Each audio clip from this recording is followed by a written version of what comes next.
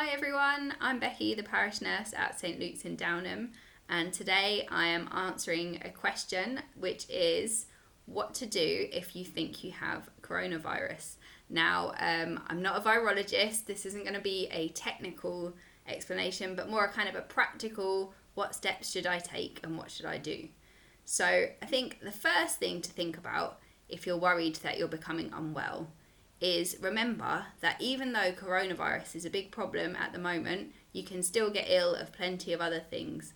So think about the symptoms you have, think about how you're feeling, how serious it feels. For instance, if you have chest pain, you still should call an ambulance because that's a serious problem. Okay, so let's talk about the two main symptoms of coronavirus. So the first symptom that has been highlighted is a very high temperature. Now, most people, if they don't have children, might not have a thermometer at home. So how do you know if you have a high temperature when you don't have a thermometer? Traditionally, we'd put a hand on the forehead, but in fact, the best way to check by hand if you have a high temperature is by touching the chest and back of the person. So if you've got someone else, they can check for you, but you can even check yourself against the skin of your chest. And if you're feeling very hot, that indicates you do have a high temperature. The second symptom that has been highlighted is a new persistent cough.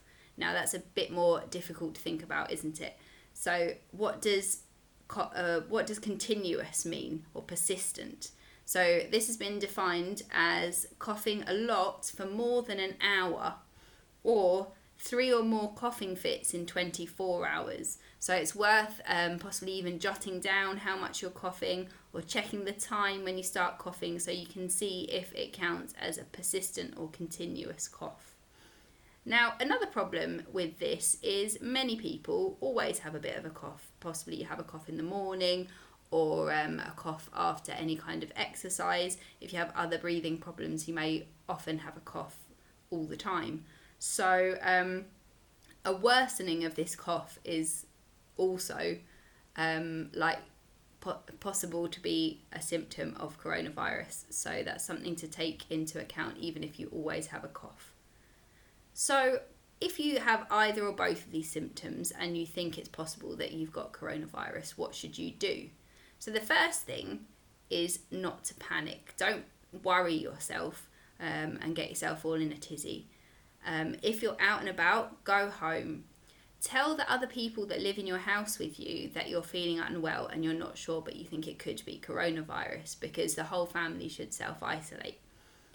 The next thing to do is access the NHS 111 online service, okay? And it gives you a coronavirus questionnaire to click through. It's very simple and it's very quick. And it's a much more useful service than possibly waiting a long time on the phone for 111 for them to ask you very similar questions. So it gives you very simple instructions of what to do, and it also helps you filter out if you think you've got coronavirus but in fact your symptoms point towards a different illness. It can flag that up as well and suggest what to do.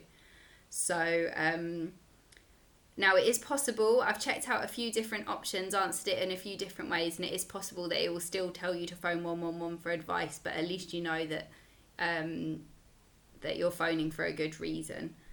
And another thing is, well, what if you don't have internet access, or say you're worried about an older person or something like that and they're not very good on their phone or they don't have an internet device, but the 111 online service is quite easy to fill in for someone else on the phone. So say if my mum phoned me and said, oh, I'm worried about this, I could do the questions online and ask them to her on the phone, and I think it's quite a simple way to access help without necessarily having to sit in a phone queue and making the queue longer.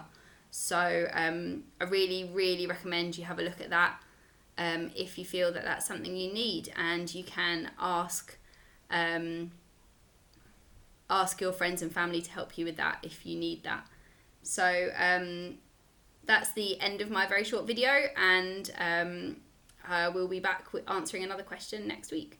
Okay, take care, everyone.